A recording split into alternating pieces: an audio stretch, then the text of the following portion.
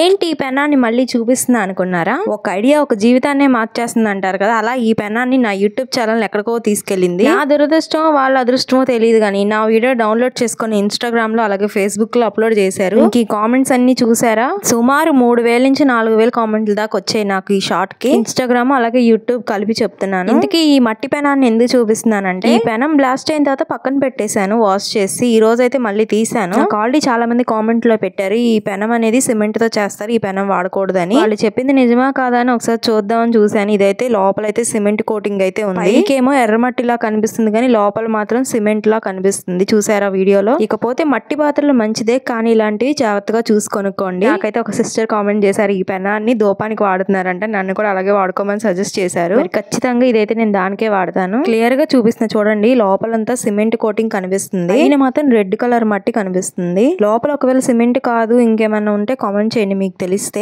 చాలా మంది అయితే సీజనింగ్ చేయాలి, నూనె రాయాలి, ఆరబెట్టాలి, నానబెట్టాలి అన్నారు. ఇలాంటి పెనాలు సీజనింగ్ చేసి వాడడం కూడా వేస్ట్. వీడియో నచ్చితే లైక్ చేయండి, సబ్స్క్రైబ్ చేసుకోండి. అబ్బా బాయ్.